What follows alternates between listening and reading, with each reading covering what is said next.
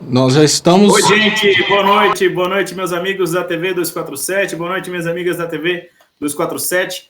Começa agora mais um programa Léo ao Quadrado, dessa sexta-feira, dia 5 de julho de 2019. Eu sou Aquiles Lins, editor do 247, vou substituir hoje o Leonardo Atushi, junto com o meu companheiro e amigo aqui, Leonardo Estopa. Boa noite, Léo, tudo bem? Boa noite, Lins, tudo jóia? Estamos aí nessa luta, né? Nessa peleja. E agora nós estamos vendo que não é só no Fux que truste, mas truste no Faquin também, né? É, porque são duas dancinhas diferentes, né? Uma é no Fux, o truste, e outro Faquin é nosso. Mas Um é torcida, né? Parece grito de torcida, né? É impressionante como o Deltan Dallagnol, assim, o comportamento dele é como se fosse um adolescente, assim, na sua turminha, né? Vai lá no grupo, galera, acabei de conversar com o Faquin, 45 minutos e, uhul, o Faquin é nosso, uhul, aê, arrasou, Deltan, valeu, cara. Tipo, é meio isso, né, velho? Ele decide o destino da República nesses termos. E você falou uma coisa muito interessante, essa questão essa postura estranha dele, né, de um adolescente. E algumas pessoas falam uma coisa que a gente precisa concordar: a postura dele é de um estagiário do Sérgio Moro. Não é uma postura de um adulto que está à frente de uma investigação que está destruindo a economia, que assim, aniquilou empresas importantíssimas e destruiu a economia do Brasil. Sabe que nós podemos fazer nesse momento uma comparação, Aquiles, do comportamento, o comportamento do Deltan, eu não digo o comportamento do Sérgio Moro, o comportamento do Sérgio Moro foi um comportamento muito bem pensado para destruir a economia, o Moro estava lá para isso. Agora, o que eu consigo perceber no comportamento do Deltan Dallagnol é que o que sempre esteve à frente dessas investigações no Ministério Público Federal foi uma criança que cresceu num apartamento, nunca na vida teve contato com o pobre, provavelmente foi viciado em jogos de videogame e não entendeu que à frente do Ministério Público, como membro do Ministério Público Federal, ele estaria lidando com vidas, estaria lidando com destino de pessoas, estaria lidando com empresas que geravam milhões de empregos. E o que eu consigo perceber nessas conversas, a postura de um procurador federal nessa brincadeira, nessa jornada, é uma brincadeira de um jogo de videogame. Nós não conseguimos ver a responsabilidade de um operador do direito que pensa nas consequências daquilo que ele está fazendo. O que a gente consegue ver é tão somente uma pessoa empenhada em vencer um joguinho de videogame, e porque dentro do universo do videogame quem morre, morre de mentirinha. Quem fica pobre de mentirinha. O império que é destruído de mentirinha. E estamos vivendo uma situação muito semelhante no resto do Brasil. Por isso que eu consigo perceber esse comportamento no Deltan. O resto do Brasil está indo para essa direção. A gente consegue perceber que nas redes sociais a gente tem pessoas se enfrentando, pessoas se ameaçando de morte. A gente tem eleitores do Bolsonaro e apoiadores do Sérgio Moro curtindo o que está acontecendo, mesmo depois de terem percebido que está tudo errado, porque para eles é como se tudo fosse um jogo de videogame, como se a vida real fosse um jogo e que as consequências não serão sentidas pela vida real. Quando a gente vê a postura do Dallagnol, a gente consegue ler isso, infelizmente. Você tem razão, Léo. Vou dar uma boa noite aqui para Jerusa Bechara, que está aqui também participando do chat. Marino está dizendo: eu conclamo todos os cônjuges e cônjuges a assistirem essa live. Sônia Mourão aqui presente também. Boa noite aqui, pessoal do Rio de Janeiro, Sorocaba. Boa noite aqui também para o pessoal de Olinda, Pernambuco. A Marisete aqui está dando um oi para a gente. Enfim, tem muita gente aqui já nos assistindo também, de Mossoró, todo mundo com um misto de indignação e de revolta, né? Com essas novas revelações da Vaza Jato, trazidas aí pela revista Veja, em parceria com o The Intercept Brasil. Vamos falar um pouco, Léo, sobre destrichar um pouco todas essas informações que foram divulgadas, né? Porque além dessa questão dessa comemoração pueril, né? Porque, vamos dizer assim, do Deltan Dallagnol celebrando uma eventual cooptação de um ministro do Supremo Tribunal Federal para sustentação das ações ilegais da Operação Lava Jato,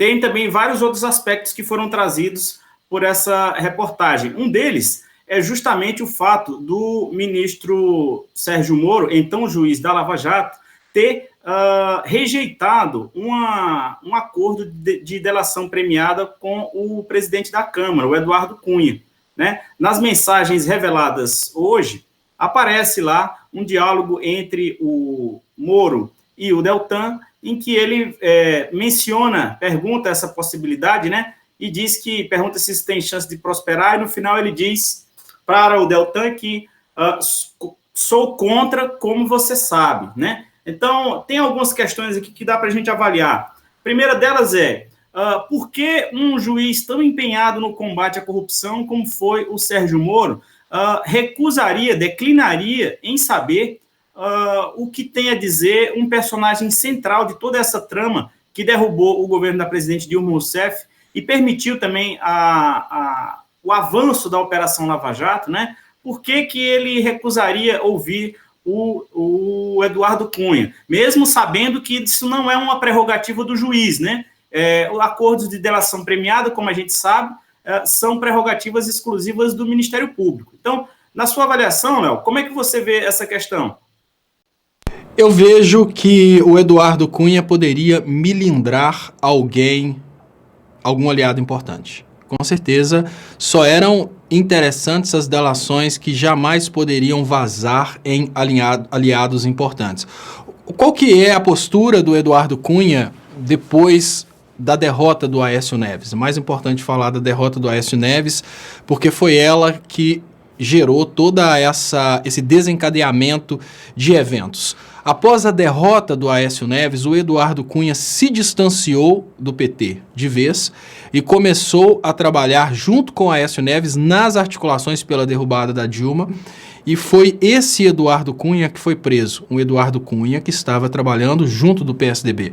Só para ter uma noção, Aquiles, de como que o PSDB como partido é fragilizado com tudo isso que está acontecendo, nós temos agora uma coisa inédita na história do Brasil, um Neves que tem uma denúncia por corrupção aceita. Só para ter uma ideia do poder da fragilização do Sérgio Moro, do poder da fragilização da Lava Jato e do poder da exposição pública a respeito de tudo que está acontecendo.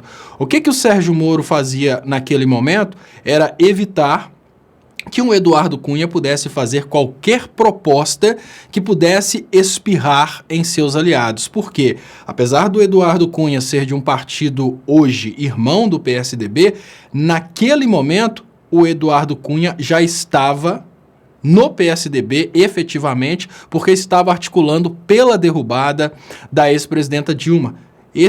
Essa articulação, com certeza, qualquer delação que viesse do Eduardo Cunha, com certeza poderia milindrar algum aliado importante.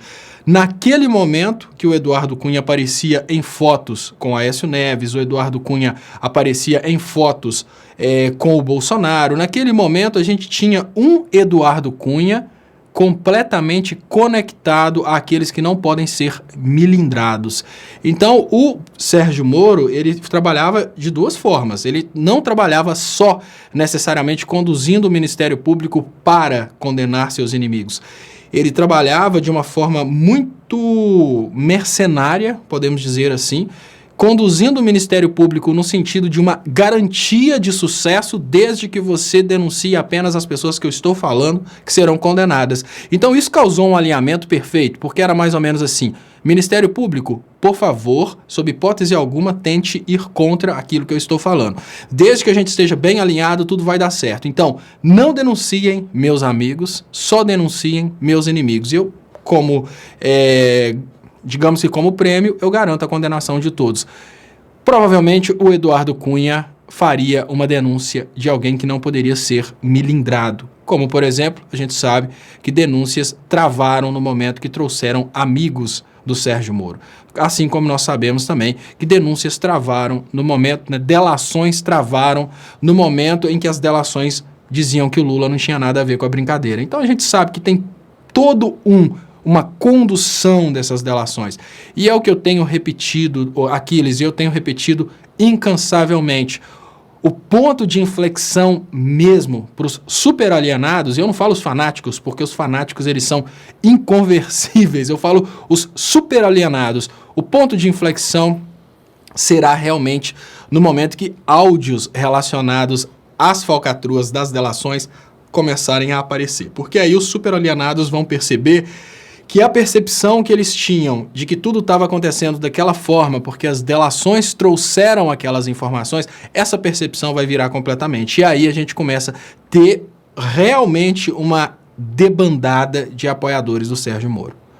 Léo, e é interessante também essa questão da relação do Sérgio Moro com a delação do Eduardo Cunha, né? Se a gente lembrar que o Moro, ele absolveu a esposa do Cunha, né? A jornalista Cláudia Cruz, numa ação lá com os mesmos argumentos pelos quais ele condenou o ex-presidente Lula, né? Tem essa relação também. Agora, a gente, avançando aqui, só ler antes um superchat do Ray Lula Rousseff 247 da Silva, fazendo um elogio aqui a mim, dizendo, fora de contexto, Aquiles, você é o cara, tem um livro 1001 discos para ouvir antes de morrer. Tem uns 200 em vinil do livro. Também tem um livro. Muito bom, Ray. Muito legal. Depois você conta aí pra gente alguns desses 200 vinis que você tem aí. Eu também não tenho essa quantidade, não. Tenho alguns aqui que eu escuto em alguns momentos que eu tô afim. A Delza Lúcia está dizendo, Léo e Aquiles, teremos chance de virar esse pesadelo e livrarmos o Lula do cárcere de Curitiba? Já não é sem tempo, né? Agora, Léo, antes de você, se quiser comentar essa pergunta aqui da nossa seguidora, tem um outro aspecto revelado hoje pela essa matéria, que é uma matéria densa, uma reportagem longa, com muitas informações, com muitos diálogos, né? Rendeu muitas matérias aqui no 247, quem viu na Veja também sabe que é uma matéria muito grande. Tem também a informação de que talvez seja a informação mais grave do ponto de vista da relação com o Supremo, que é a tentativa, aliás, a execução do Moro de tentar driblar o STF ao informar ao então ministro Teori Zavascki, né, que não existia numa determinada ação da Lava Jato pessoas investigadas com prerrogativa de foro, ou seja, pessoas com foro privilegiado. Ele omitiu essa informação, mesmo sabendo que existiam pessoas com foro privilegiado para manter a investigação em Curitiba, né? Isso abre brecha para... Claro, tudo abre brecha para questionamentos da conduta do Moro, né? Mas eu digo assim, se o Supremo Tribunal Federal estiver procurando uma saída jurídica para desfazer boa parte das ilegalidades cometidas pelo Sérgio Moro, né, já tem aí vários argumentos que a segunda turma, por exemplo, pode se apegar para conceder, por exemplo, um habeas corpus ao ex-presidente Lula, né? Então, Aquiles, olha, sobre a questão do ex-presidente Lula, eu acho que o ex-presidente Lula não quer um habeas corpus, até porque, para ele, nesse momento, nada é mais justo que a anulação desse processo. Eu queria agradecer o Cláudio Alves, que mandou um superchat aí na TV 247, depois você vai ler o superchat que... o que eu queria dizer a respeito dessa questão do habeas corpus do ex-presidente Lula é que, nesse momento, um habeas corpus seria até injusto. O que a gente teria que conseguir nesse momento seria uma anulação total dos processos. Agora, veja bem, isso é um evento muito perigoso, Aquiles, por causa do nível de discurso que está sendo desenvolvido dentro do apoio ao Sérgio Moro. Por exemplo, a Rede Globo de televisão. Eles criam um nível de discurso que tudo que o Sérgio Moro fez, ele fez com a intenção de proteger os interesses públicos. Então, veja bem, e isso é uma coisa que eu tenho comentado há muito tempo, e tenho comentado isso há tanto tempo que eu tenho sugerido às pessoas que acessem ou no LinkedIn, ou então, eu acho que esse artigo não está no LinkedIn, mas quem quiser me adicionar no LinkedIn, eu dou por lá. Mas na página leonardoestopa.com.br tem um artigo que eu falo, a matemática do direito, já é um artigo antigo, que eu falo sobre essa questão de dar uma percepção pública de que aquilo é uma coisa correta e de que se não tivesse sido feita dessa forma, a justiça teria se corrompido e o problema não teria sido solucionado. O que eu quero dizer nesse momento é que existe um perigo muito grande que esses eventos sejam utilizados para sensibilizar o povo, que isso foi um ato heróico do Sérgio Moro. E eu explico como que isso pode funcionar. Imagina, por exemplo, uma pessoa que está lutando desesperadamente para manter o apoio ao Sérgio Moro, mesmo com todos esses escândalos. Eu dou o exemplo de um seguidor de direita que eu tenho, que está desesperadamente aqui tentando, de todas as formas, continuar sendo eleitor do Bolsonaro, que é um corpo saudável e uma mente podre. Um corpo saudável, ele quer buscar de todas as formas subsídios para continuar apoiando o Sérgio Moro, ainda que o Sérgio Moro tenha sido o juiz que conduziu todo o processo de acusação, o que no Brasil é expressamente proibido. No Brasil, a gente tem o modelo acusatório e o modelo inquisitivo, ele é vedado pela Constituição. Qual que é o detalhe? A Rede Globo, como ela consegue fazer a opinião pública de pessoas como o Corpo Saudável e a Mente Podre, ela certamente trabalharia a tese de que o Moro fez o que era necessário, porque senão não seria possível prender os corruptos. Isso é muito fácil. O que eu quero dizer nesse momento é que essa linha discursiva trazida pelos apoiadores da Lava Jato não é muito difícil de ser prevista, porque qual que é o público que eles estão lidando? Eles estão lidando um público que foi conduzido da inércia ao punitivismo. Ser conduzido da inércia ao punitivismo é um público que há pouco tempo atrás nem tocava no assunto de política, né? Um corpo são e a mente podre, por exemplo, devia ficar na academia o dia inteiro, de uma hora para outra se torna o super politizado, sem ter a menor noção de políticas públicas, sem ter a menor noção de economia, sem ter a menor noção de geopolítica. Esse cara que se torna um especialista de Facebook sem nunca ter estudado nada sobre o assunto, ele quer ver os corruptos, na opinião dele, presos. E para ele ver os corruptos, na opinião dele, presos, tudo que for necessário pode ser usado. Então uma Rede Globo traz um argumento do tipo: se o Sérgio Moro não tivesse mantido os processos da Lava Jato em Curitiba e tivesse deixado que esses processos fossem para o STF, a gente nunca ia ver políticos presos. Esse argumento é um argumento que, apesar de totalmente incompatível com o processo penal, porque a regra de conexão é muito clara: se o processo envolver pessoas com prerrogativa de função, o processo tem que ir para onde essas pessoas serão julgadas, ou seja, esse processo precisa ir por o STF, no caso, e pior, para conseguir punir alguns, o Sérgio Moro teve que abrir mão de punir outros, então ele teve que omitir alguns casos, isso já foi falado no passado. E qual que é o grande problema de tudo isso? O grande problema é que a comunidade jurídica, ela admite que isso está errado.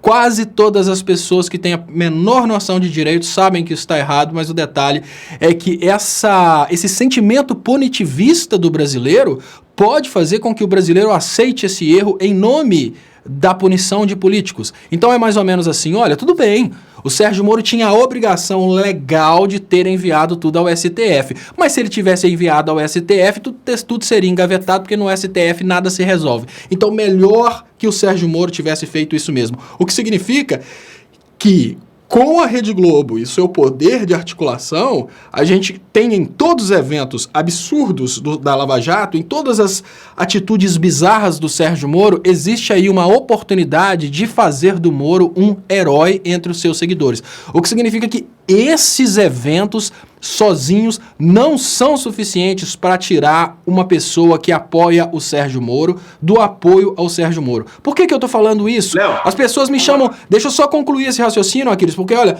muitas pessoas estão me chamando de discurso derrotista, de derrotado. Não é em absoluto. Eu sou uma pessoa que faz análise do discurso da mídia e eu já consigo antever como que a mídia vai fazer para se proteger desses elementos. E o que eu consigo ver nesse momento é uma mídia tentando atacar erros processuais do Sérgio Moro, crimes processuais do Sérgio Moro, sendo que o que realmente interessa para os apoiadores do Sérgio Moro é a prisão do Lula, o que significa que todos os erros processuais do Sérgio Moro, todas as picaretagens do Sérgio Moro que foram necessárias para colocar o Lula na cadeia, serão aplaudidas pelos apoiadores do Sérgio Moro, por mais que isso possa parecer absurdo. Isso é derrotismo? Não, isso não é derrotismo. Isso é semancol. O que eu quero chamar a atenção é que nesse momento nós temos uma forma de demonstrar que a Lava Jato não foi uma coisa boa para o Brasil. E essa forma não é mostrando os erros processuais do Sérgio Moro. Porque nos erros processuais do Sérgio Moro, existe uma oportunidade de fazer do Sérgio Moro um herói. Aquele cara que teve coragem de desafiar o Código de Processo Penal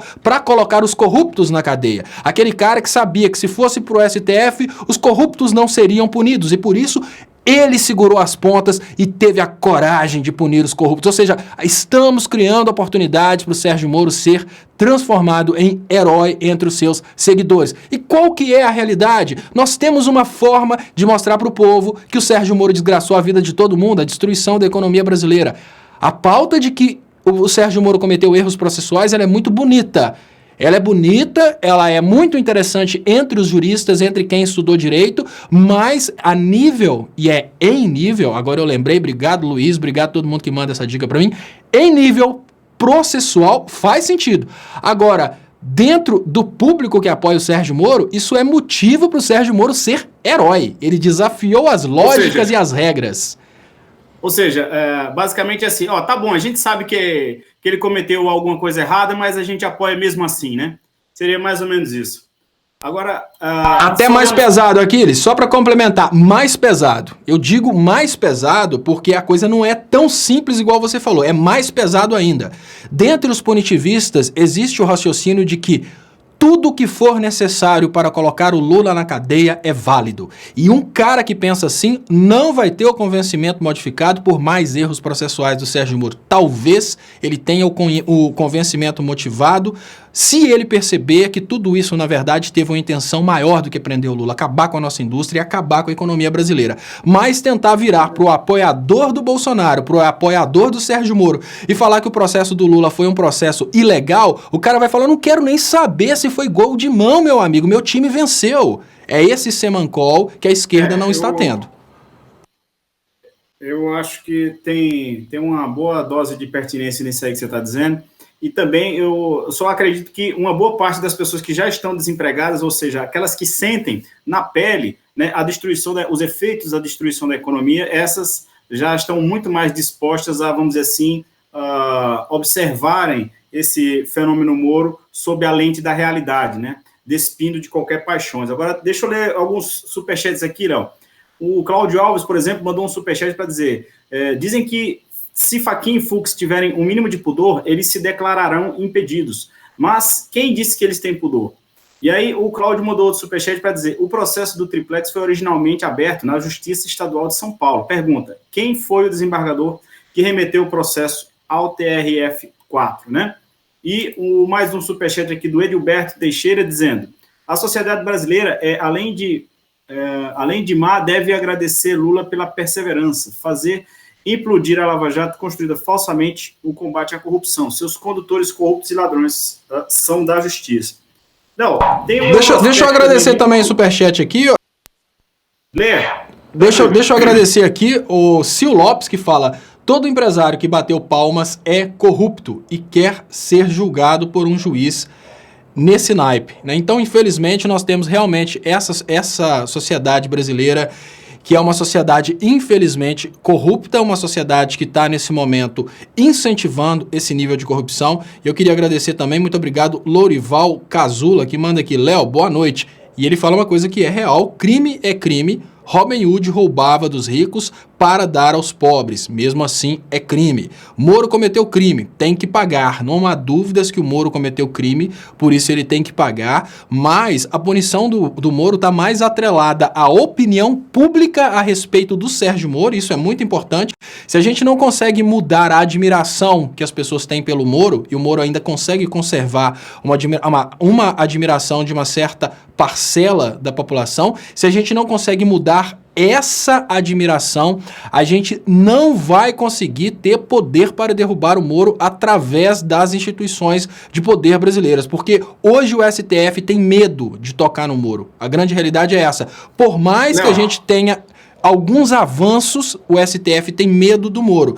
E nós não vamos conseguir derreter o apoio do Moro na base miliciana. Nós não vamos conseguir derreter o apoio do Moro entre os fanáticos falando que a condenação do Lula foi uma farsa. Porque para eles a condenação do Lula é o que importa, sendo farsa ou não. A gente precisa mostrar como o Moro destruiu a economia. Porque o Moro gerou desde o desemprego daquele trabalhador que está passando dificuldade hoje fazendo bico de um lado e do outro, até mesmo a queda da renda dos pastores que estão feito idiotas apoiando um Bolsonaro, sem saber que o Bolsonaro não é interessante para o lucro das igrejas.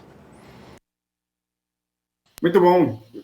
Eu queria trazer uma outra questão aqui, que foi justamente trazida pela Ana Marinho, eu ia comentar sobre isso.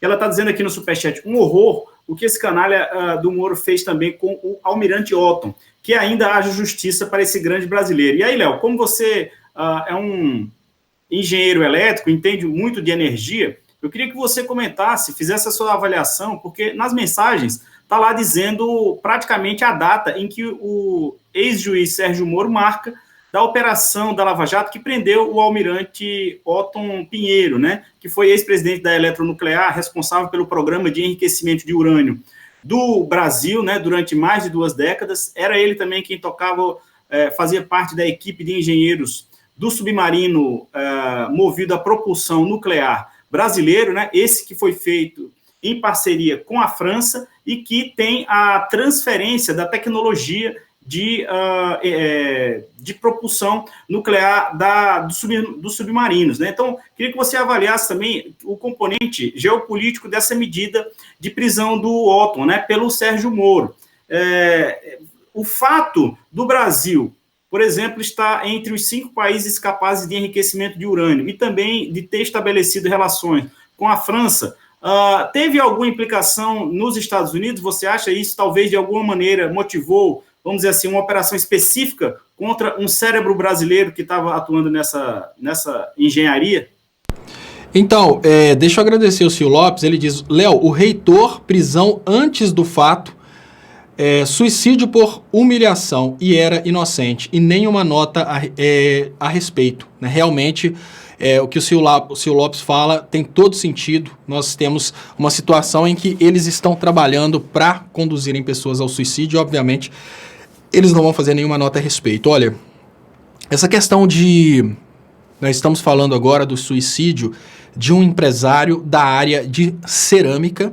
O Brasil teve algumas áreas praticamente paralisadas por causa de falta de energia. Peraí, é sério isso? Sim, pessoal, é sério. O Brasil teve o seu desemprego orquestrado através de vários elementos. Quando a gente fala que foi todo um ataque contra a economia brasileira para causar esse desemprego e destruir o Brasil de forma geopolítica, jogar o Brasil lá para trás, as pessoas acham que é teoria da conspiração, mas não. Nós tivemos um ataque que foi um ataque simultâneo em várias áreas do desenvolvimento, e esse ataque aconteceu todo durante o governo da Dilma Rousseff. Além do ataque que a gente teve através da mídia, incentivando as pessoas a pararem de consumir porque falavam constantemente da crise, nós tivemos o ataque contra a nossa credibilidade através da Operação Lava Jato, mais um ataque que nós tivemos que não é muito percebido pelas pessoas que não são diretamente conectadas à área de energia, é um ataque ao nosso sistema de energia, o sistema de energia brasileiro em geral. E o Aquiles fez uma introdução, eu chamo uma especial atenção sobre esse tema, porque eu sou, além de engenheiro, eu sou especializado também nessa área de geração, distribuição e transmissão de energia, e durante a minha especialização, eu foquei bastante nesses temas. Veja bem, toda matriz energética, ela é conectada. Esse é o ponto mais importante para a gente entender o que está acontecendo no Brasil, para a gente entender um pouco do desemprego brasileiro. Toda matriz energética é conectada, o que significa que o aumento do preço da energia elétrica causa o aumento do preço da gasolina, porque são, infelizmente, bens complementares, é energia. O que significa que o aumento do preço da energia elétrica aumenta uma demanda por gás e esse gás vai aumentar o preço pelo aumento da demanda. Toda a matriz é conectada. O que acontece desde o momento em que o Brasil encontra o pré-sal é um ataque internacional para desestabilização do Brasil. Esse ataque internacional ele veio através da ideia do Brasil ser o país mais corrupto do mundo, ou seja, percepção de reputação. A gente teve um ataque também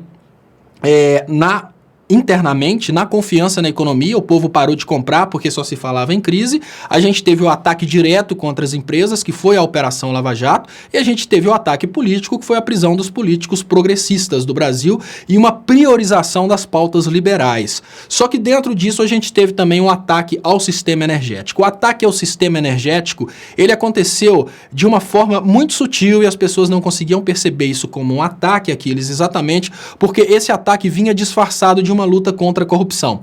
O ataque ao sistema energético, ele tem o pontapé inicial quando uma agência ligada ao Aécio Neves fez uma campanha, movimento Gota d'Água, contra as usinas que estavam sendo desenvolvidas em Belo Monte. Esse ataque, que visava, a princípio, proteger uma área para que essa área não fosse alagada, na verdade, o que ele estava tentando fazer é diminuir o nível de produção de energia, porque o consumo de energia elétrica estava crescendo muito no Brasil e o aumento do consumo de energia elétrica aumentaria, obviamente, a demanda no horário de ponta. Esse aumento de demanda no horário de ponta levantaria o preço da energia. Por que alguém teria essa vontade de aumentar o consumo no momento de ponta? Porque alguém está disposto a vender energia cara. E é o que acontece. Quando a gente tem uma procura muito grande por energia elétrica e as indústrias que produzem energia através de água, ou seja, as hidrelétricas não conseguem suprir essa produção, a produção tem que ser suprida por energias termoelétricas, como, por exemplo, queima de carvão, queima de gás.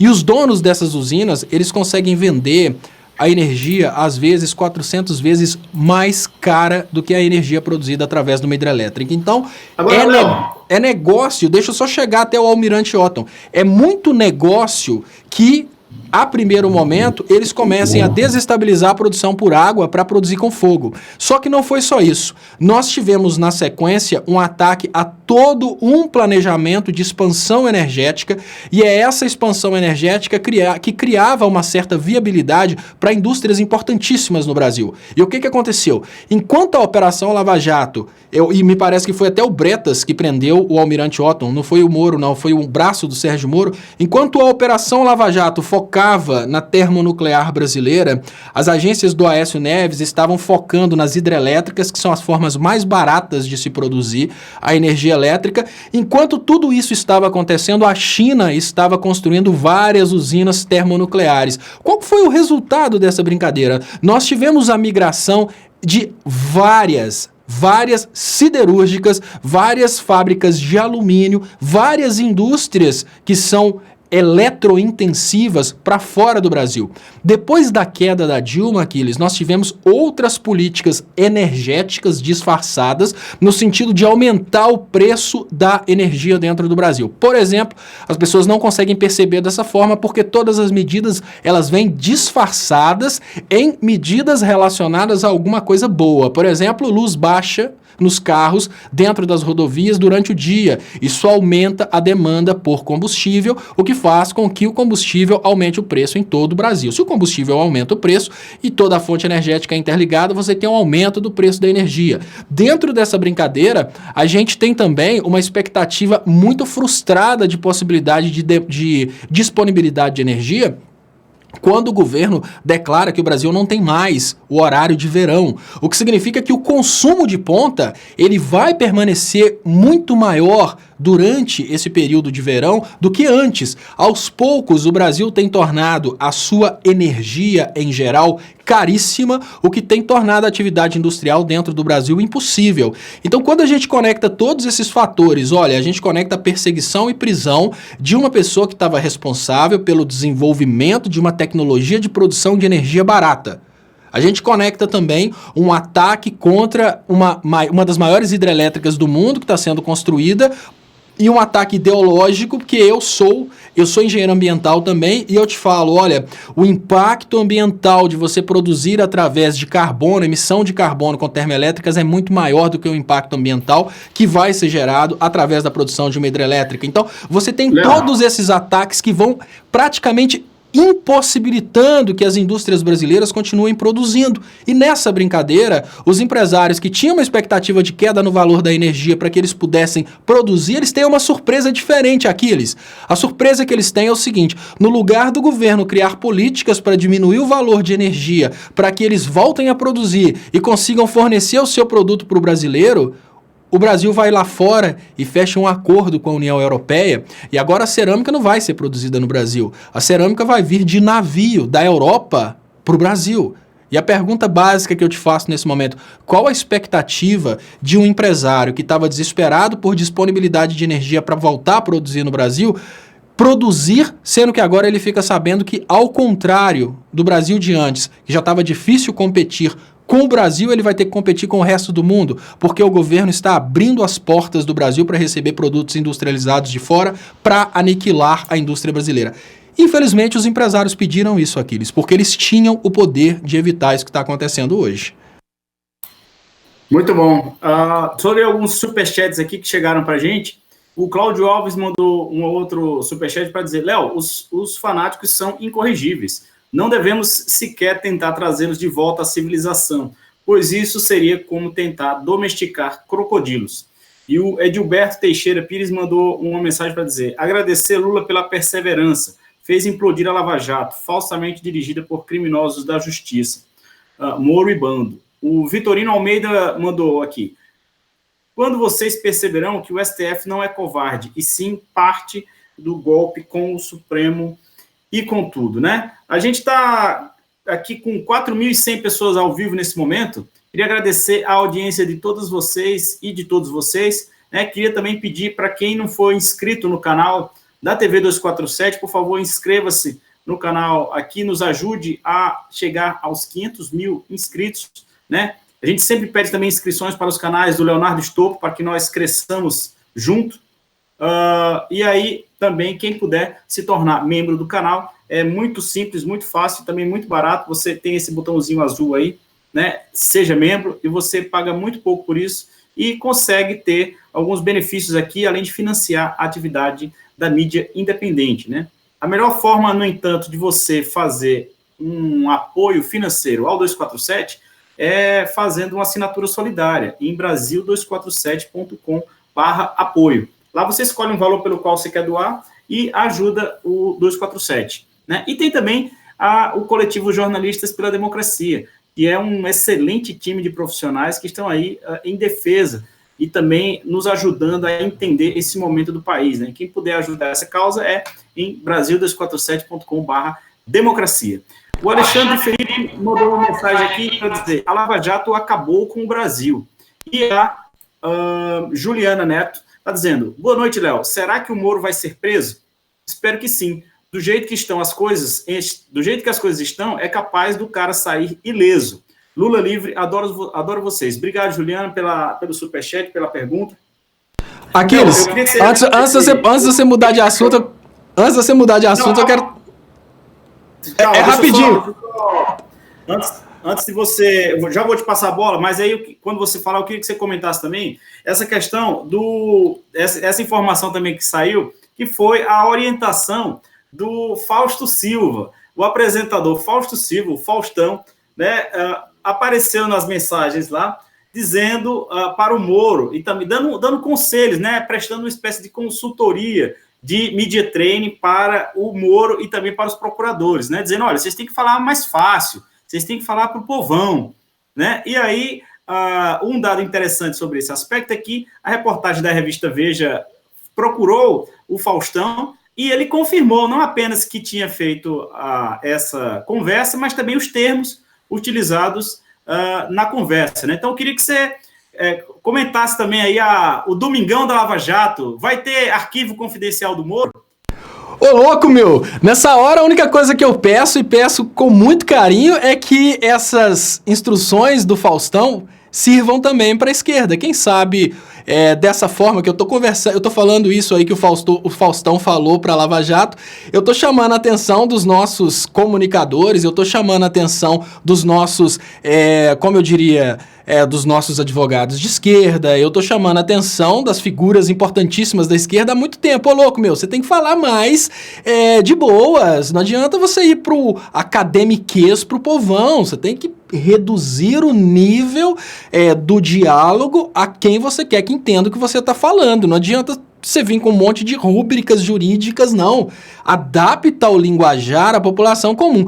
Como ninguém nunca me ouviu nesse ponto, talvez o Faustão, agora que vazou e ele confirmou, talvez isso sirva de instrução para nossos políticos de esquerda, para os advogados da esquerda, para as pessoas que estão na esquerda sem ter um media training no Faustão, né? Aí eles, obviamente, agora eles podem chegar à conclusão que a gente não tem que tentar falar com acadêmicos, porque a maioria do povo não está dentro dessa coisa aí dos acadêmicos, não. A maioria do povo aqui embaixo, as leis são diferentes, é do povo, é ninguém mesmo.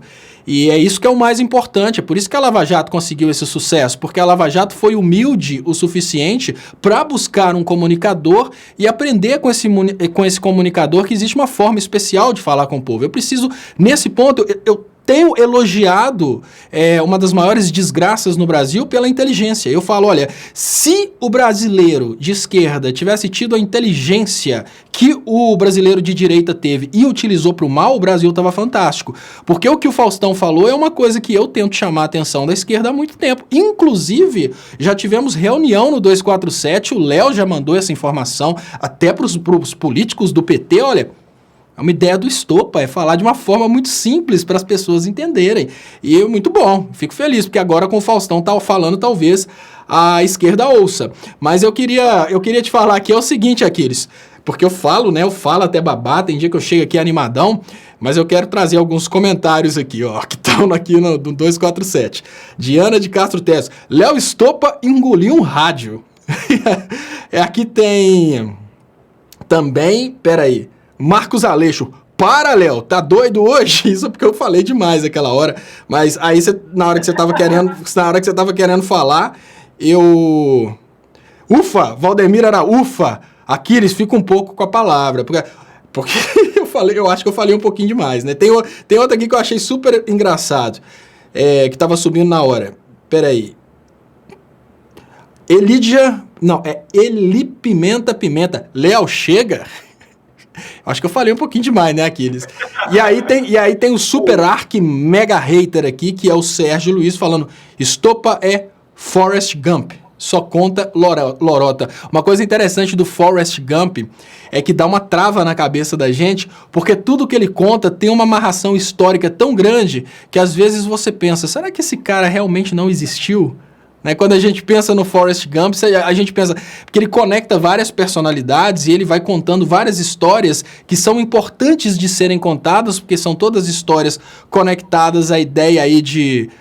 como é que fala quando a pessoa... De autoajuda, né? São todas histórias conectadas a essa ideologia de autoajuda que, apesar delas serem contadas por um cara doidão, contador de lorota, elas são bem válidas para todo mundo. Então, me deixe com minhas lorotas e tente aprender com minhas lorotas, ainda que você não acredite em minhas lorotas, o que você pode fazer é pensar, e se isso fosse verdade? Na hora que eu começar a falar com você sobre os malefícios da Lava Jato, tente pelo menos imaginar. E se fosse verdade? Assista como se você estivesse assistindo realmente o Forrest Gump. Legal. A Cora Freitas está dizendo, Léo é ligado no 220. E o Narciso está dizendo aqui que você trocou a pilha, Léo, hoje. Bom, tem uns superchats que chegaram aqui, eu queria ler antes da gente tocar para frente, que é o do Edilberto Teixeira, que mandou uma outra mensagem para dizer, só para lembrar, do Deltan Dallagnol é evangélico, para vergonha nossa, deve desculpas aos fiéis. E agradecer aqui a Raik Veg, que mandou um superchat em euro, dizendo apoio 247. Muito obrigado, Raik, pela sua gentileza. Léo, é interessante tudo isso que você está dizendo. Eu só queria fazer um comentário sobre o Faustão, que eu estava pensando aqui mais cedo, né? Eu estava imaginando, porque o Sérgio Moro, quando começou a sair os primeiros vazamentos da Vaza Jato, ele correu para fazer uma entrevista com o Ratinho, né? Então ele foi lá fazer uma entrevista com o Ratinho, e eu estava imaginando se o Faustão não ficou assim, se sentindo desprestigiado, porque aí eu imaginei a seguinte cena na minha cabeça. Tá lá o Faustão no seu jardim monumental lá no Morumbi, na mansão que ele tem, pensando, né? Poxa vida, eu fui lá em Curitiba falar com os caras, disse a eles para eles falarem mais simples, né? Dei todas as dicas, dei os caminhos das pedras para eles. E aí o cara me vai dar entrevista pro Ratinho, cara. É sacanagem. Aí, de repente, toca o telefone, ele atende. Quem é? Ah, é da Veja? Sim, diga. Ah, é o Faustão, é Fausto. Eu queria saber aqui, a gente está com um diálogo que você descreveu para o Sérgio Moro. Então, vocês souberam disso? Não, realmente eu falei sobre isso mesmo. Então, eu acho que talvez o Faustão tenha confirmado até mais para dar uma retaliação, assim, no Delta. Pô, cara, eu fui lá ajudar vocês e vocês vão falar com a Record, vocês vão para o SBT, nunca vieram aqui no arquivo confidencial, a gente nunca fez um dig-dong juntos, né? E aí, agora vocês vão para a concorrência. Então, eu acho que o Faustão também deu uma retaliação. Eu acho que não, Aquiles, eu acho que não, veja bem. Por mais que exista dentro dos eleitores do Bolsonaro e dos apoiadores do Sérgio Moro aqueles rumores de que as conversas não são reais, o Faustão sabe que as conversas são verdadeiras. Então é mais interessante, e eu há pouco tempo atrás eu fiz um vídeo, uma pessoa estava me acusando, a pessoa do Duplo Aécio estava me acusando de eu ter fraudado as minhas pós-graduações. Eu contar uma historinha aqui porque ela contextualiza muito bem o que eu quero dizer. A pessoa veio com essa conversa, fazendo uma tentativa de me intimidar, porque ela pensou, o Léo deve ter fraudado, então vou julgar essa brincadeira, porque a partir disso aí, se for verdade, ele vai morrer de medo. Como eu estava muito tranquilo, o que eu fiz foi publicar a conversa dessa pessoa imediatamente, exatamente para cortar as pernas, para não ter a menor possibilidade dessa pessoa achar que iria me chantagear. E pedi que ela, por favor, apresentasse provas. Você sabe por quê, Aquiles? Porque chega um momento em que a melhor forma de você garantir a sua integridade moral é não dar oportunidades para que depois você seja desmentido. Eu não vejo a postura do Faustão orientando as pessoas da Lava Jato como sendo uma postura 100% errada. Primeiro, vamos imaginar o seguinte: quem sabia exatamente o que estava acontecendo dentro da Operação Lava Jato eram os procuradores e o Sérgio Moro, que estavam conduzindo as investigações. Exigir do Faustão que ele soubesse todos os pormenores que o povo brasileiro só está ficando sabendo agora, eu acho que é um pouco demais. E condenar o Faustão por ter dado dicas de comunicação é uma coisa um pouco reprovável, porque é uma coisa que eu, particularmente, como sendo um minúsculo comunicador, eu tentei fazer para a esquerda constantemente. Eu mandei vários recados. Eu lembro que teve um evento que eu fui, me parece que foi na casa do Pedro Serrano, que é ao meu ver, o próximo nome que deveria ser indicado ao STF, um dos melhores constitucionalistas da história da humanidade, uma pessoa fantástica. E quando eu vi o Pedro Serrano falar, eu falei, olha, ele tem a linguagem do povo. Esse é o que deveria estar gravando e explicando as fraudes no processo do ex-presidente Lula. E não o Zanin, porque o Zanin tem uma responsabilidade muito grande com o mundo jurídico, e essa responsabilidade do Zanin com o mundo jurídico faz com que ele não possa conversar de uma forma popular, porque senão ele cai dentro do mundo jurídico. Já o Pedro Serrano, ele ultrapassou tantos limites que ele já virou, depois de guru, eu não sei qual que é a qualificação, o Pedro Serrano está numa qualificação tão acima dos acimas, que para ele se adequar ao popular e falar coisas jurídicas de uma forma popular, ele sabe fazer isso, e ele conseguiria transmitir para o povo mais humilde as falcatruas que estão acontecendo na Lava Jato. E eu ainda dei a dica para o Zanin, eu dei a dica também, dei a dica para todos que comunicam sobre esse assunto e falei, vocês precisam conversar de uma forma simples, porque para uma pessoa humilde, quando vocês começam a falar termos técnicos, o cérebro já desliga. Então não está errado o Faustão orientar quem ele acredita que está com a razão. Para o Faustão, que tem uma condição social completamente diferente da minha, a postura do ex-presidente Lula de redistribuição de renda pode ser o fim do mundo. Imagina um cara que ganha milhões, igual você falou, tem o seu jardim imenso no Morumbi, olhando para fora e pensando, malditos pobres que recebem Bolsa Família, são todos vagabundos. Tudo bem, eles assistem ao meu programa, eles me dão audiência, são eles que são o motivo de eu conseguir os meus patrocinadores, mas são vagabundos. Meritocrata sou eu, então eu quero o Aécio Neves presidente. Aí ele é derrotado, não consegue eleger o Aécio Neves, fica revoltadinho e obviamente luta para colocar as pessoas do PT na cadeia. Pessoas do PT que trabalharam pela redistribuição de renda, coisa que ele não concorda. Isso é normal. A individualidade da pessoa é contestável, mas ela é um direito da pessoa. Critiquei o Neymar outro dia, uma pessoa que veio da pobreza e agora luta contra o direito dos mais pobres. É covarde, é imoral, mas não é ilegal. A liberdade política é isso mesmo. Mas se o Faustão agora chega e fala que é mentira, e ele sabe que a probabilidade deles conseguirem escapar desses vazamentos é muito pequena. O que ele está fazendo é, eu participei sim, devo, não nego e não tenho nada a pagar porque não fiz absolutamente nada de errado. Pronto. A real do Faustão é essa. Tudo bem, foi hipócrita, porque eu volto a dizer, infelizmente esses comunicadores só existem porque existe uma redistribuição de renda e a partir dessa redistribuição de renda existe uma intenção dos patrocinadores de colocarem dinheiro na televisão para convencer essas pessoas a comprarem as coisas. Então, todo comunicador que comunica para o povão, ele deveria entender que o emprego dele está diretamente ligado à redistribuição de renda, porque senão nem a Colinos vai fazer propaganda no Domingão do Faustão, porque o povo não vai ter dinheiro para comprar nem Colinos. Simples assim. Você foi longe agora na Colinos, hein? É, porque sem dúvidas, comprou o jardim dele no Morumbi, né? Quando a gente pensa numa brincadeira dessa, a gente imagina, pô, será que esse cara não tem noção de onde que veio o dinheiro dele? Tudo bem, aquele pobre que recebe o Bolsa Família, ele não dá o dinheiro diretamente pro Faustão, mas é para ele comprar um produto no supermercado que o Faustão recebe o patrocínio.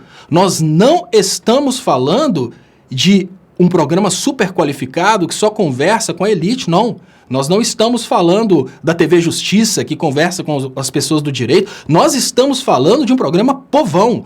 Quando a gente percebe que um Ratinho, um Faustão, um Neymar, pessoas que conversam com o povão e dependem da renda do povão para terem patrocinadores, eles estão do lado errado, a gente percebe que a ignorância ela é geral e generalizada. Quando a gente percebe um funcionário público embarcando nas ideias liberais porque ele acha que paga imposto demais, a gente pensa, será que esse cara é tão ignorante que ele não percebe que o dinheiro do salário dele inteiro vem dos impostos? Aí a gente percebe que, olha, o nível geral da sociedade brasileira, inclusive daqueles que estão bem famosos, estão lá em cima, é muito pequeno. O que significa que mesmo que uma pessoa tenha um grande saber jurídico e tenha conseguido passar num concurso para juiz, em termos de economia, essa pessoa é um perfeito ignorante. Apesar do Faustão ter uma capacidade de comunicação, o Faustão veio do rádio. Ele não é simplesmente o cara do Domingão do Faustão, não. É um cara que nasceu praticamente com essa super capacidade de comunicação. Toda uma história na comunicação, ele sabe como convencer, ele sabe como conversar, mas talvez ele não saiba por quê que patrocinadores patrocinam o programa dele. Talvez ele não tenha noção de como é importante a renda nas mãos das pessoas que assistem o programa dele, porque senão patrocínio para quê?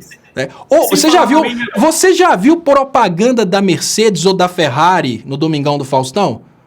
Você não vai ver, porque não é o público.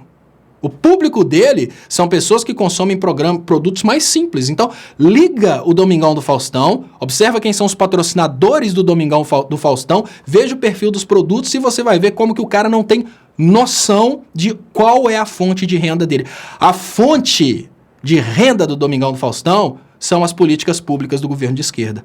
A fonte de renda do Ratinho e a fonte de renda do Silvio Santos são os programas de redistribuição de renda que jogam dinheiro na mão das pessoas para as pessoas comprarem nos patrocinadores do Faustão, do Ratinho e até mesmo do Silvio Santos. Mas infelizmente eu não entendo o que acontece com essas pessoas, que elas não conseguem perceber que elas estão destruindo a própria fonte de renda. Eu sei que eu falei demais, o pessoal vai me xingar aí. Deixa o Aquiles falar, então fala aí, Aquiles. Deixa eu só ler algum... Não, na verdade, cara, eu estou querendo dar voz aqui aos nossos comentaristas aqui que estão participando, né, do programa também, e também queria agradecer a todas vocês, a audiência muito boa aqui que a gente está nesse momento, quase 6 mil pessoas ao vivo nesse momento, né? O Cláudio Alves está dizendo, a questão da linguagem é complexa, é preciso facilitar a sua compreensão pelo povo, mas se essa facilitação for excessiva, pode ficar falaciosa. Jorge Zanella está dizendo, aliás, José Zanella, desculpa, José Zanella está dizendo, a verdade, esperemos que prevaleça. E agradecer e dar boas-vindas ao Wellington Rodrigues, que se tornou novo membro do canal, obrigado, bem-vindo, Wellington, e também a Cristina Baldissara. Bem-vinda, Cristina, muito obrigada por você se juntar aqui à comunidade 247, né? O Adriano está lembrando aqui que o Faustão já pagou conta de restaurante para o Temer. E também agradecer o superchat da Nana Miura, que está nos apoiando aqui. Mais um superchat aqui, só para não passar em branco. Muito obrigado, Márcia Moreira, que fala, Léo e Aquiles, obrigada pela live. Excelente. Hashtag Moro, sua casa caiu. Lembrando só que essa hashtag, Léo, Moro, sua casa caiu, ficou no topo dos trending topics do Twitter durante o dia praticamente inteiro, né? Então tem essa questão aí. Agora, eu vou te dar um update aqui, Aquiles, só para você ter uma noção dos números. Eu vou te passar aqui uma atualização. Nós temos nos 2 canais que estão transmitindo, o canal do Estopa e Leonardo Estopa, mais 1.250 pessoas assistindo. Então, assim, além dos números que você tem aí, que são 5.800 pessoas 5.800 quase. Isso, temos mais 1.200 pessoas assistindo aqui nos outros 2 canais. É só pra gente ter uma... E muito obrigado, Márcia Arroba. Que 7 mil pessoas nos assistindo aqui. Né? Queria agradecer também a audiência das pessoas que estão aí nos canais Leonardo Estopa nos assistindo. Né? Pessoal da TV 247 que não seguiu o Estopa, né, no YouTube, por favor, se inscrevam nos canais do Leonardo Estopa também, para a gente crescer em conjunto. Né? E, Léo, a gente está aqui caminhando para o final. Eu só queria trazer mais um tema aqui, se você quiser comentar, que foi a defesa da Vaza Jato feita pelo presidente da Câmara, o Rodrigo Maia. Né? Rodrigo Maia disse que defendeu o direito de divulgação de informações obtidas a partir de fontes não identificadas. Né? E aí foi muito interessante porque ele deu uma entrevista justamente na Jovem Pan, que é uma rádio bolsonarista, né, até a raiz, um dos principais veículos de comunicação que defendem o governo de Jair Bolsonaro. E aí foi engraçado porque disse o Rodrigo Maia, abre aspas, quando é para beneficiar um lado, é bacana, mas quando é para beneficiar o outro, aí não pode? Um vazamento de um documento sigiloso que foi entregue por um agente público a um jornalista é pior do que um hacker vazar uma informação? É a pergunta que ele está fazendo. E aí ele diz, ele lembra do fato do Wikileaks, né, e diz o seguinte, todo mundo divulgou o Wikileaks, e naquela época ninguém viu o problema. É claro que é crime, mas o jornalista que divulgou a informação não está errado. Ele está mais do que claro, com respaldo da Constituição, que não é crime. Então está aí uma declaração contundente do presidente da Câmara, Rodrigo Maia, em defesa das divulgações da Vaza Jato, e também uma declaração corajosa, né? Porque o Maia está dizendo isso sem efetivamente saber se, enfim, se ele é citado de alguma maneira nesses episódios, né? Então, é uma declaração também de independência política. Sim, mas o Maia, Aquiles, eu não vou dizer que o Maia tem uma carreira jovem na política, não necessariamente o Maia não tem uma carreira jovem na política, mas o Maia, ele está sem dúvidas construindo uma história através de uma ideia de liberalismo acadêmico.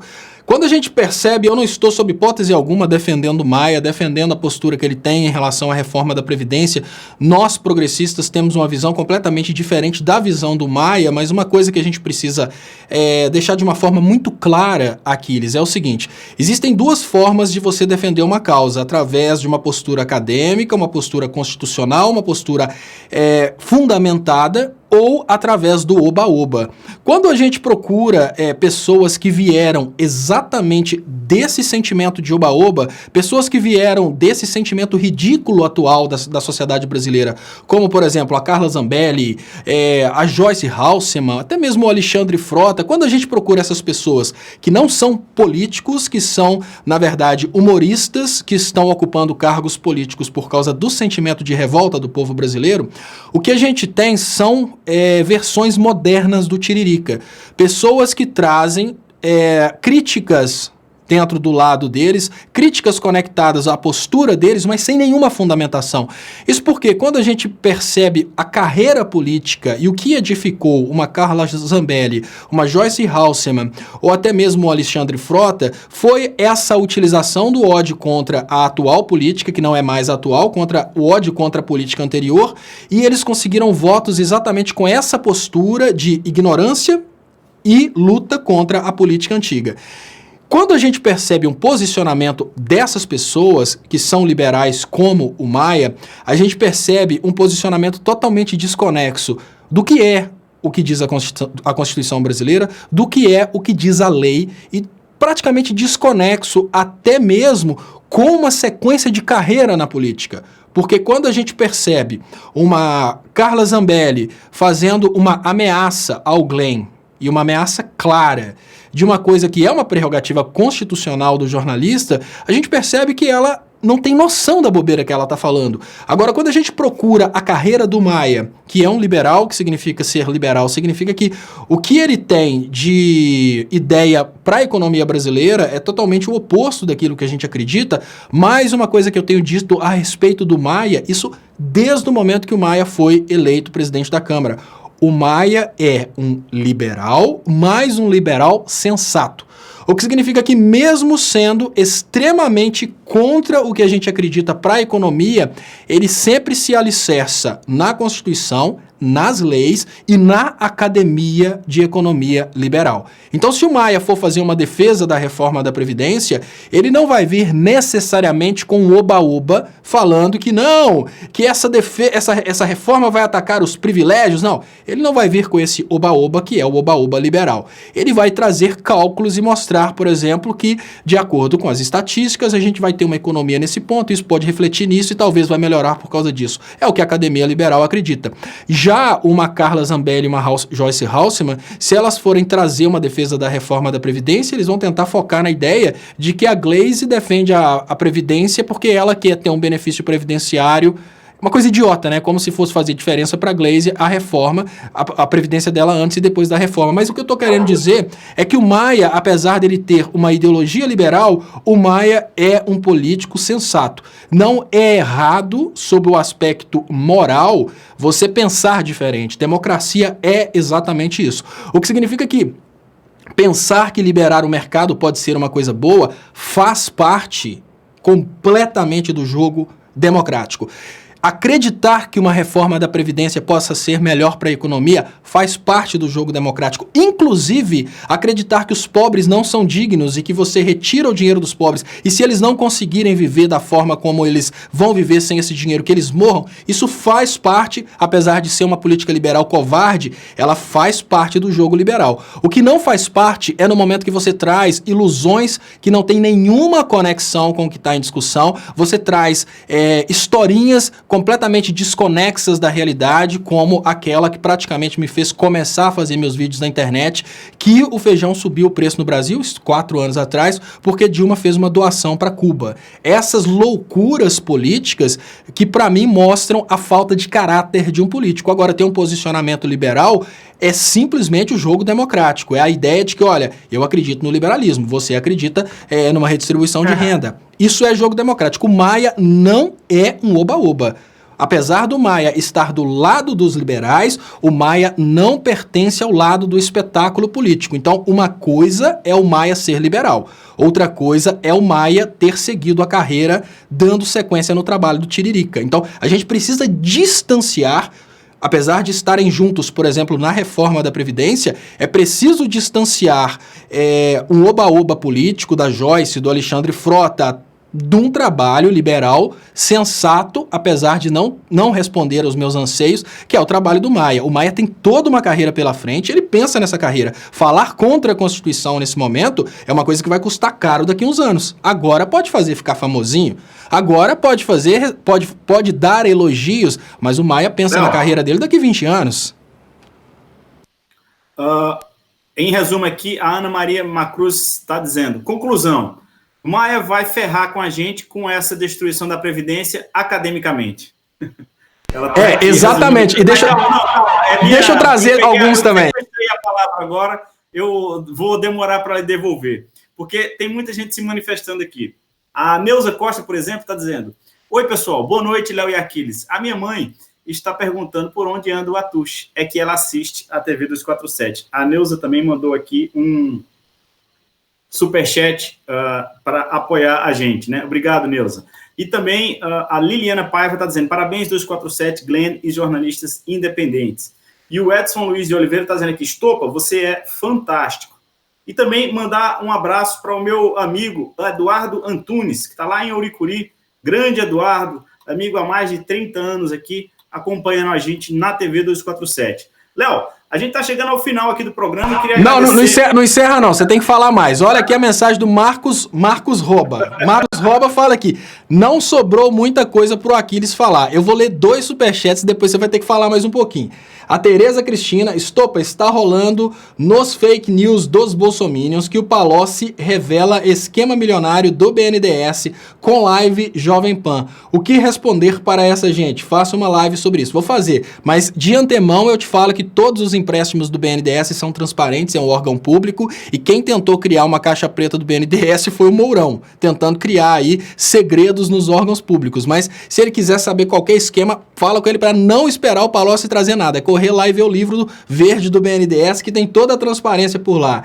E aqui também um superchat de Flávia Amaral Rezende. Por favor, comentem a ida do Bozo domingo no Maracanã. Bozo quer que o povo julgue. Não podemos perder essa oportunidade de conscientização. Obrigado, Flávia Amaral Rezende. Então, como o Marcos Roba mandou o superchat falando que não sobrou muita coisa para você falar, agora você tem que falar, Aquiles.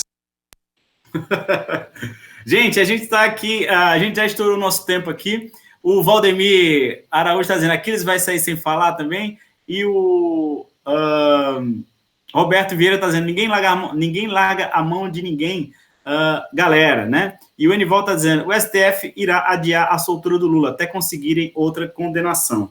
Gente, é isso. Eu acho que foi um debate muito bom aqui, muito profícuo, né? As pessoas estão se manifestando muito aqui, acho que boa parte delas ficaram... O Leonardo Estopa sempre divide muito ali opiniões, né? Muitas pessoas gostam muito dele e outras pessoas pedem mais intercalamento, assim, um diálogo mais intercalado, mas eu acho que as contribuições do Estopa são sempre muito válidas. Eu, por exemplo, gosto muito de ficar lhe ouvindo. Às vezes que eu interrompo aqui é justamente para trazer intervenções do público, né?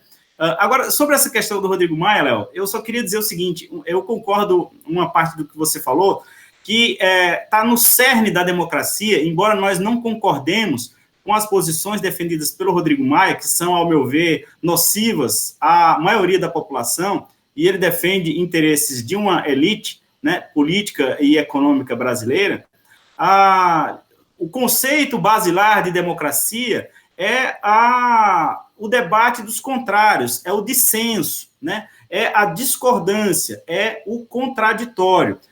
As ideias que não se contradizem, elas não o fazem em um ambiente democrático, né? Então, o Maia talvez tenha dado essa declaração de apoio à divulgação da Vaza Jato como uma demonstração de democracia também, né? Porque você não precisa concordar com a destruição da reforma da Previdência para reconhecer determinadas posturas democráticas das pessoas com as quais você discorda. Né? O que não dá é para que você não consiga estabelecer um diálogo minimamente democrático com pessoas que defendem, por exemplo, a pena de morte, fechamento do Congresso Nacional, fechamento do Supremo Tribunal Federal, intervenção militar. Né? Esse tipo de pauta, ela foge ao ambiente democrático, ela sai do, vamos dizer assim, da arena de disputa das ideias no ambiente da democracia. Então, que são justamente as pessoas mais defensoras do governo Bolsonaro. Então, para mim,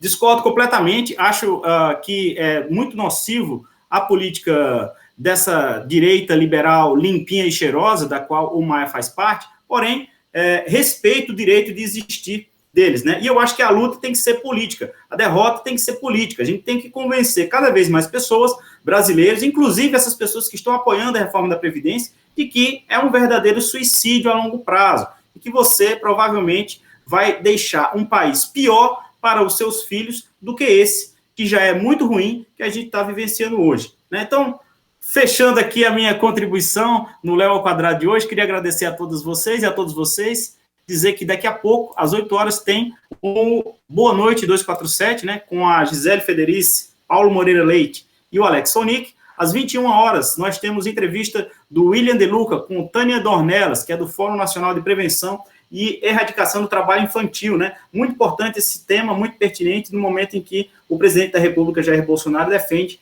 o trabalho infantil, né? E às 22 horas, eu volto com o programa O Dia em 20 Minutos. É isso, Léo. Você tem live hoje às 22h30 e já queria deixar um abraço aqui para você também fazer suas considerações finais. Tenho, Aquiles. Hoje eu tenho a live às 22h30 e agora, nesse momento, ainda faltam 20 minutos para o Boa Noite.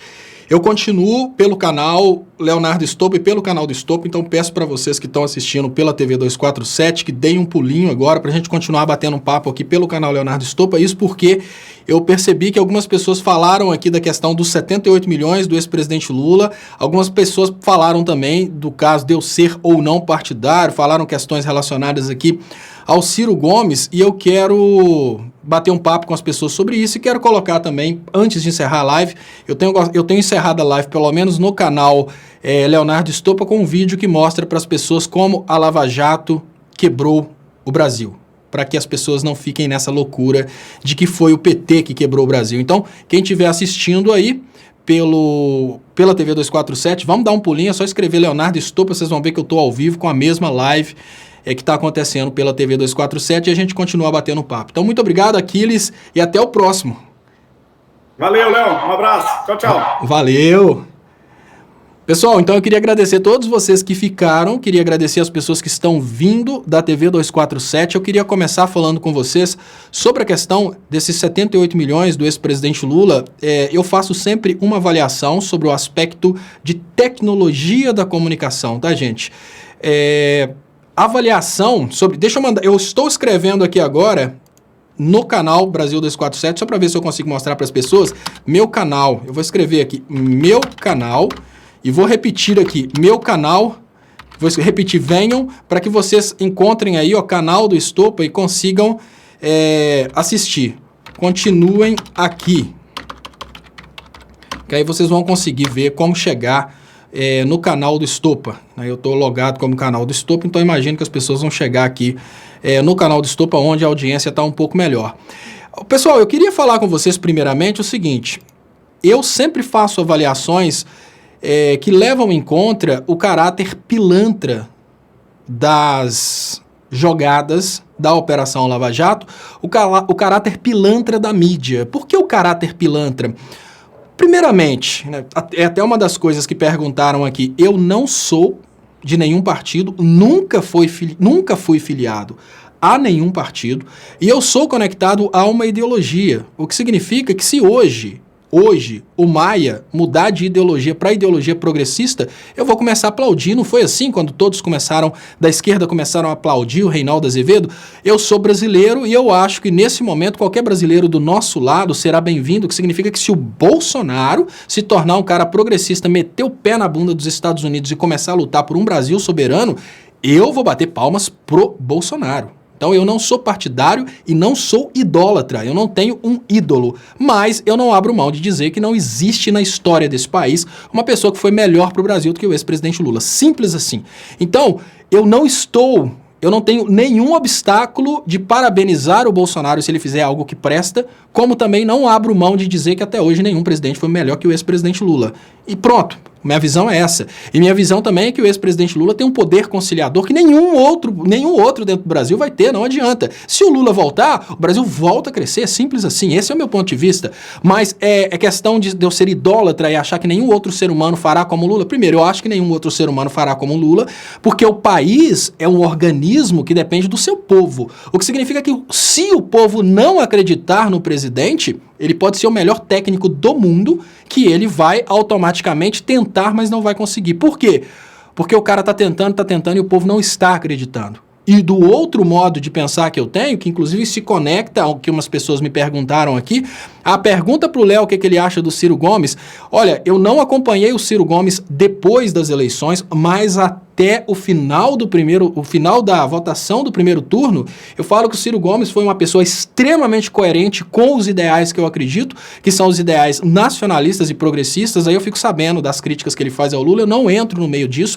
Eu volto a dizer que eu defendo as políticas propostas pelas pessoas e não entro nos detalhes relacionados às intrigas que o Ciro Gomes tem com o Lula. A opinião que eu tenho a respeito disso é que no momento que o Ciro Gomes se propõe como um candidato de esquerda e ataca o maior líder de esquerda da história, ele automaticamente perde votos. É o ponto de vista que eu tenho.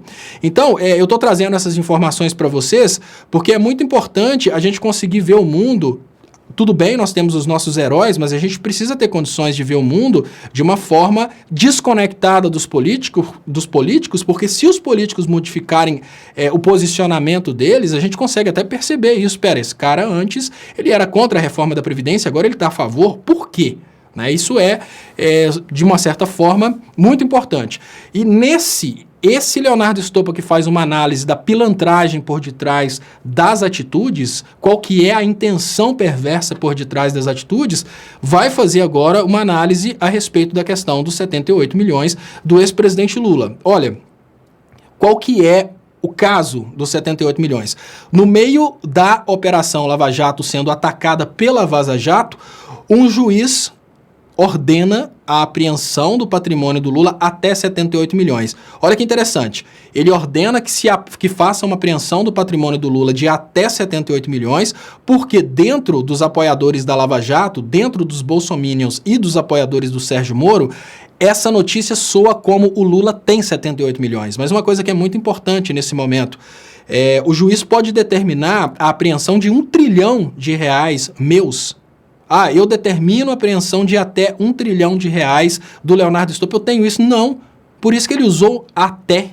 Até significa que o Lula pode ter R$1.000, como pode ter os 78 milhões. Mas por que ele fez isso? Ele fez isso para criar essa impressão na cabeça das pessoas que o Lula tem 78 milhões. E automaticamente as pessoas começam a calcular. Peraí, se juntar o salário de presidente do ex-presidente Lula por todo esse tempo, não dá 78 milhões, então ele roubou. O que o juiz fez no momento que ele pediu a apreensão de até 78 milhões é lançar uma mensagem indireta de que o Lula é ladrão para continuar mantendo essa coisa na cabeça das pessoas. O Lula é ladrão. Por quê? Porque ele tem 78 milhões e ele não conseguiria esse dinheiro como presidente da República. Vocês entenderam?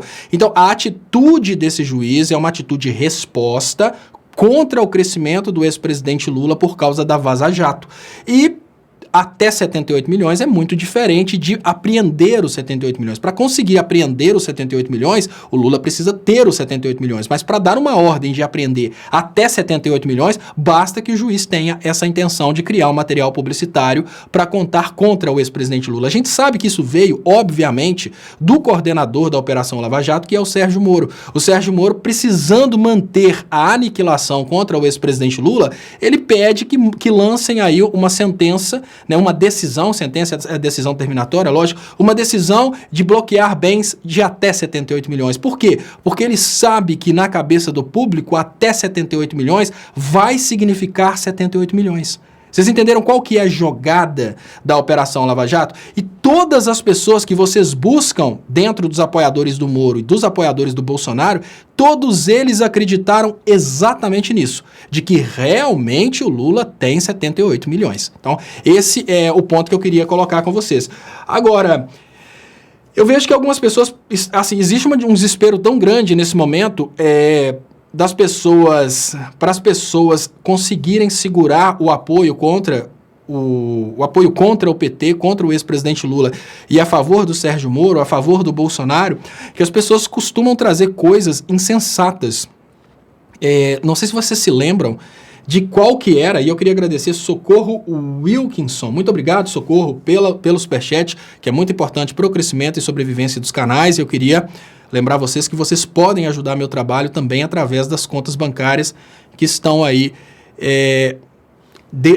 digamos que anunciadas nas descrições desse vídeo, que é um relâmpago que agora até assustei, deu aquela piscada de luz e deu outra. Então, pessoal, o que eu penso nesse momento? Que a gente precisa ter mais inteligência, são as jogadas que são feitas para conduzir o pensamento das pessoas. O que está acontecendo de uma forma muito clara é que a Operação de Lava Jato faz uma jogada, existe um desespero muito grande das pessoas para continuarem acreditando no Sérgio Moro, e porque essas pessoas querem continuar acreditando no Sérgio Moro, elas aceitam tudo. Qualquer coisa que vier da Lava Jato, as pessoas estão aceitando. Porque para essas pessoas, o que importa nesse momento é uma forma do Moro sobreviver, é ter um remédio para manter o Moro como herói, ter um remédio para manter o Bolsonaro como herói. Aí vem coisas do tipo: o Glenn não ganhou o prêmio. Aí as pessoas entram numa onda fazendo papel de ridículos, compartilhando uma pesquisa com o nome do Glenn errado. Olha que loucura. As pessoas estão se expondo. Olha, imagina o seguinte, as pessoas pegam e compartilham uma pesquisa, os apoiadores do Bolsonaro compartilham uma pesquisa que faz uma pesquisa com o nome do Glenn errado para mostrar que ele não ganhou aquele prêmio lá, que eu não sei pronunciar, acho que é Putsis, não sei. Mas enfim, aí o que acontece? Na sequência, essas pessoas são ridicularizadas porque, além delas estarem compartilhando fake news, elas escreveram o nome do cara errado. Quem que foi o idiota nessa brincadeira? Não foi o cara que criou isso, foi o bobo que compartilhou. Aí na sequência a gente tem outros eventos, a gente tem essas pessoas compartilhando um possível desvio de 500 bilhões. Cara, basicamente, pesquisa sobre a foto do Cunha, ó, do dinheiro que foi encontrado na casa do Gedel, que ninguém toca nesse assunto, e veja o que são 54 milhões. O que precisa de espaço para guardar 54 milhões? Aí calcula o que vai precisar de espaço para guardar 500 bilhões. Cara, 500 bilhões é muito dinheiro. Se a gente tiver um desvio de 500 bilhões, a gente tem um impacto na economia mundial, porque para onde esse dinheiro for enviado, ele vai causar um impacto tão grande. É impossível qualquer pessoa manejar um desvio de 500 bilhões. É uma coisa completamente sem nexo. Mas quem entra numa loucura dessa, entra com uma emoção tão grande de tentar fazer o Moro viver mais, que eles acabam fazendo isso, acabam entrando. Agora, vocês imaginem, não é só um imbecil que traz uma historinha dessa, não. Tem bobos acadêmicos. Imaginem que nesse momento nós temos juízes de direito, procuradores, promotores, advogados, pessoas que sabem que está tudo errado, mas eles estão tentando sustentar a sobrevivência da Lava Jato, falando que as mensagens foram alteradas e que as mensagens são falsas. Se nem o Moro fala que as mensagens são falsas. Todas essas pessoas são ridicularizadas, porque no momento que um juiz, ele chega, ele é o todo-poderoso, né, o juiz que manda e tal, aí ele conversa, não, que não sei o que, vocês viram que vocês... Claro, doutor, claro. Na hora que todo mundo sai rindo da cara dele. Aí vocês imaginam, o cara demorou tanto para conseguir chegar num determinado status social, e aí de uma hora para outra ele é simplesmente ridicularizado por ele mesmo, por uma paixão imbecil. E eu comparo a paixão imbecil com o fanatismo religioso. E eu vou encerrar dando um exemplo de uma história que a minha sogra contou. A minha sogra, ela vive um nível de fanatismo religioso que eu jamais vi em outra pessoa na minha vida. Ela é a experiência de fanático mais fanático que eu já vi na minha vida. Eu nunca vi uma pessoa mais fanática do que ela. Ela chega a um nível de fanatismo tão grande que ela acha que ela é um escolhido por Deus, porque ela conversa com Deus. Isso, obviamente, deve, inclusive, dar um diagnóstico de esquizofrenia, mas seja lá o que for. Ela contou a história de que uma vez, quando eles moravam no Rio de Janeiro, o meu sogro, ele trabalhava na Petrobras e a minha sogra, ela teve a oportunidade de conversar com pessoas da Petrobras, que eram cientistas. E ela, conversando sobre religião, eles falaram, mas olha, os religiosos acreditam em coisas que não são compatíveis com a ciência, como, por exemplo, a Terra ter 7.000 anos. E ela tem certeza que ela provou para esses cientistas que sim, está na Bíblia, a Terra tem 7.000 anos e acabou. Na cabeça dela, os cientistas calaram a boca porque ela provou para eles. Isso mostra o que é o fanatismo. Não façam o papel da minha sogra. Os cientistas calaram a boca porque chegaram à conclusão que é inegociável discutir com um fanático. Não façam papéis de fanáticos. Vocês que estão na loucura tentando fazer o Moro viver mais, fazer o Bolsonaro viver mais, nesse momento, eu acho que vocês precisam ter um pouco de amor próprio. Não dá mais, cara. Nem o Moro acredita nas defesas que ele faz dele mesmo. Nem o Bolsonaro acredita mais. Essa questão do estádio é uma coisa assim, uma tentativa do Bolsonaro sobreviver somente na percepção popular de amigão. O Bolsonaro, no momento que ele mostrou que ele é uma grande farsa política, no momento que ele mostrou que ele deu errado, no momento que ele mostrou que não é possível mais dar sequência naquela ilusão de que ele ia conseguir melhorar o Brasil, o Bolsonaro entrou numa onda bem diferente, que foi a onda de um Bolsonaro que é do povão, é um Bolsonaro que lava a própria cueca, é um Bolsonaro que não gasta o dinheiro público porque ele come um hambúrguer, é um Bolsonaro que vai num jogo de futebol. Cara, isso é uma forma de mostrar que é um Bolsonaro que não sabe ser presidente da República. E um exemplo muito simples, eu gosto de dar o exemplo a partir da medicina, porque é uma área que ninguém gostaria de ver um parente nas mãos de um incompetente. Quando você procura um médico para levar o seu filho, se você não tem filho, para levar a sua mãe, você procura um profissional que entenda de saúde, que vai resolver o problema da sua mãe ou do seu filho. Você não procura um amigão que vai num jogo de futebol com você, o que significa que você está procurando uma pessoa competente. Você não vai escolher um médico porque o cara está nos jogos de futebol que você frequenta, porque os caras porque aquele médico valoriza seu time. Não, você vai escolher o cara porque ele tem todo um histórico de sucesso como médico. É assim que você vai escolher o cirurgião que vai cuidar do seu filho ou da sua mãe. No entanto, o Bolsonaro já mostrou que ele não é esse cirurgião. Ele continua tentando te convencer a ser o cirurgião do seu filho ou da sua mãe, através de uma ida no jogo de futebol, através de uma imagem dele lavando a própria cueca, através de uma imagem dele comendo um hambúrguer, através da imagem dele vestindo um mulambo. Gente, isso é uma demonstração de fracasso. Ele quer tentar se consolidar com o cara que é do povão, mas agora, nesse momento, o que o Brasil precisa não é necessariamente um cara que faz de conta que é do povão, mas um cara que atenda uma política econômica que vá trazer de volta empregos para o povão, e ele não é essa pessoa.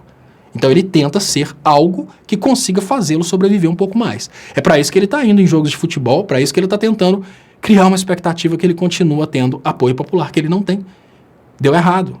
As pessoas que continuam respondendo nas pesquisas que aprovam o governo Bolsonaro, é porque essas pessoas não conseguem dar o braço a torcer. Nós estamos vivendo talvez o momento mais complexo da nossa política, porque o que segura Moro e Bolsonaro com essa popularidade que está baixa, mas ainda existe, é o fato de que tem muitas pessoas que não conseguem admitir que erraram. E falar que, olha, o Bolsonaro está uma merda. Falar isso nesse momento pode significar uma confissão para você mesmo de que você votou errado, que você foi iludido.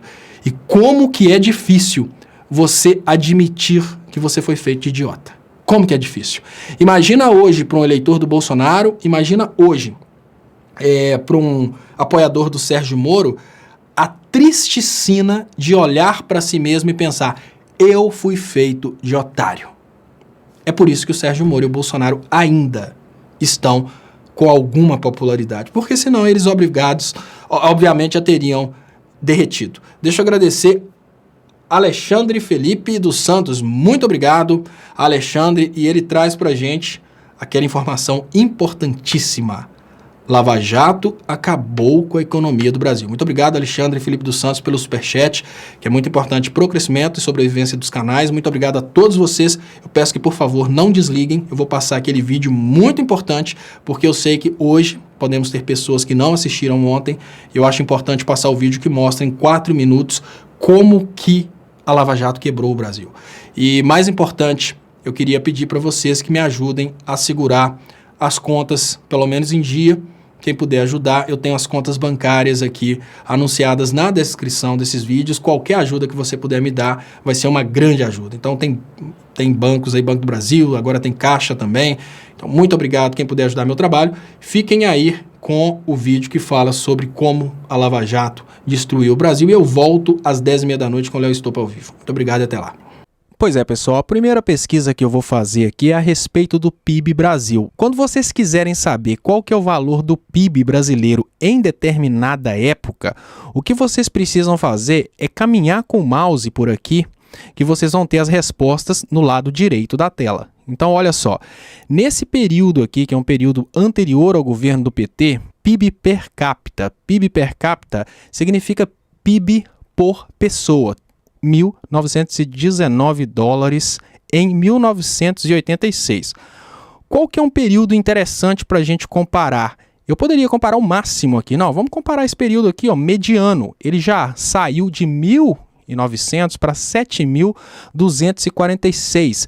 Mesmo se você quiser comparar com o pior período da ex-presidente Dilma, a realidade de hoje ainda é muito melhor que essa realidade anterior. Agora vamos para um outro raciocínio, que é o coeficiente Gini. Tá, veja bem, isso aqui é o Banco Mundial.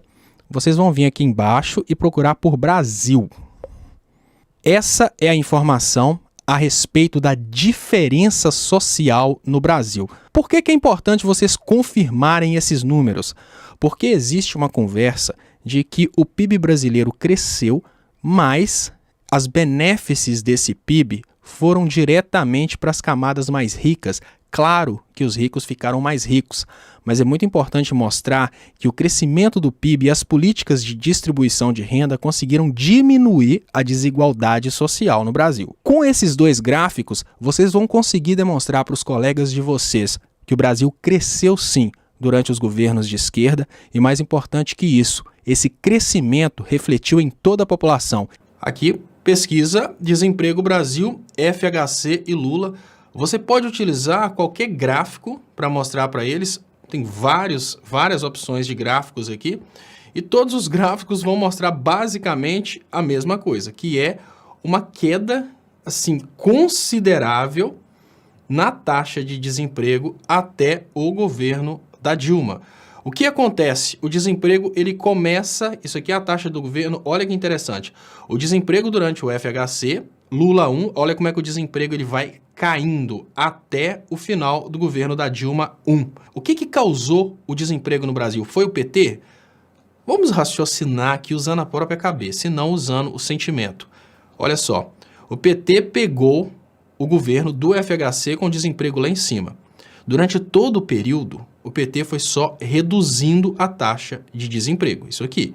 Aí chega nesse ponto aqui, no final do primeiro mandato da Dilma, começa o espetáculo da Operação Lava Jato. E o que a gente tem como resultado? O desemprego sobe de uma vez só. Até o final do primeiro mandato da Dilma, quando não tinham tantas interferências no governo, quando não tinha o Aécio Neves fazendo as pautas bomba e travando o Congresso para prejudicar a Dilma, e quando não tinha o espetáculo da Operação Lava Jato, o desemprego só estava caindo. Então, gente, é muito óbvio. A Operação Lava Jato é esse momento aqui, ó, onde o Brasil quebra, o desemprego sobe de uma vez só, o PIB volta a cair. E aí eu vou trazer para vocês mais uma informação que saiu aqui junto com essa informação do Desemprego Brasil, que é isso aqui, ó. Olha que interessante para vocês mostrarem também para os seus amigos. Falências requeridas. Peraí, foi o PT que quebrou o Brasil. Mas durante o governo Lula e Dilma, o número de falências requeridas diminuiu drasticamente. Pelo gráfico, a gente vê, eu não estou conseguindo ler os números, mas a gente vê que as falências requeridas no final do governo Dilma, antes da Operação Lava Jato, era 10 vezes menos do que o final do mandato aqui do governo FHC. Olha o que foi o governo FHC em média. Olha o que aconteceu durante o governo Lula. Durante o governo Dilma, o número de falências só caiu.